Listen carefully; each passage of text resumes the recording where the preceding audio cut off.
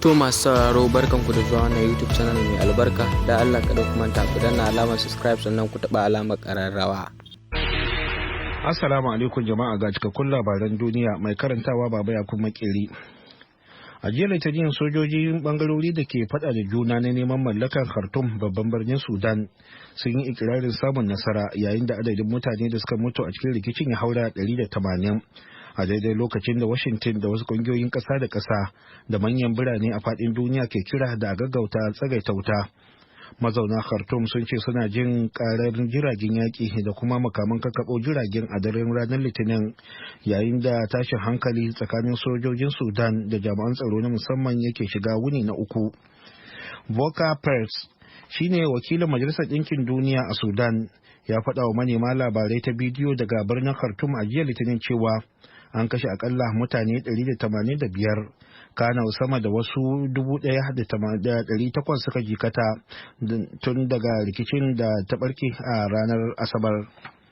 Akwai yiwuwar adadin waɗanda suka mutu zai karu ganin yadda mutane da dama da suka jikata ba su iya zuwa asibiti domin samun kulawa. Wata ƙungiyar likitocin Sudan ta ce rikicin ya kuma lalata asibitoci da dama a cikin babban birnin. A jiya Litinin ne dai babban sakataren Majalisar Ɗinkin Duniya Antonio Guterres ya sake yin Allah wadai da barkewar rikicin, kana ya kira ga shugabannin sojin Sudan da na hukumar tsaro na musamman da su gaggauta daina faɗan domin maido da zaman lafiya da kuma fara tattaunawa. Babban lauyan gwamnatin Amurka Merrick Garland ya gana da takwararsa na ƙasar Ukraine domin tattaunawa akan hukunta duk wanda aka samu da laifin yaƙi a lokacin mamayar da Rasha ta kai wa Ukraine. An dai baiwa Iran ta yin shiga tsakanin Ukraine da Rasha domin neman hanyar kawo ƙarshen yaƙin, amma manyan jami'an diflomasiyyar Ukraine sun yi fatali da ta yin. An yankewa wani mai sukar lamirin fadar Kremlin hukuncin ɗaurin shekaru 25 saboda ya yi Allah wajen da mamayar da Rasha ta kai wa Ukraine. Vladimir Murza yana kallon hukuncin da aka yanke masa a matsayin ana sane da aikin da yake yi. A jiya Litinin jakadun kungiyar tarayyar Turai sun tattauna a birnin Brussels akan shawarar da wasu kasashe suka dauka ta wato dora haramcin wucin gadi akan hatsi da wasu kayayyaki da ake samowa daga Ukraine. Labaran na zuwa muku ne daga nan sashen Hausa na muryar Amurka a birnin Washington DC. Hukumar kula da ingancin magunguna da abinci ta Najeriya ta faɗa a jiya Litinin cewa Najeriya ta ba da amincewar wucin gadi ga allurar rigakafi na malaria R21 wadda jami'ar Oxford ta yi, inda ta zama ƙasa ta biyu da ta ba da amincewarta bayan da Ghana ta amince da maganin a makon da ya gabata.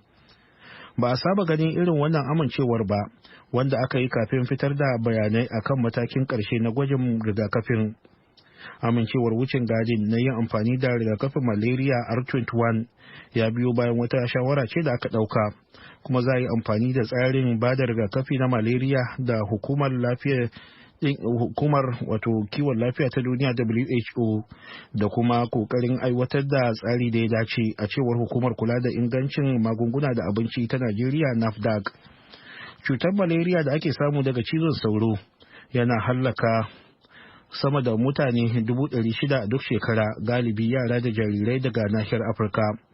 Najeriya, mafi yawan al'umma a nahiyar, ita ce kasar da cutar ta fi addaba a duniya, inda take da kashi 27 cikin 100 na kamuwa a duniya, kana take da kashi 32 cikin 100 na mace-macen cutar, a cewar wani rahoton hukumar WHO na shekarar 2021.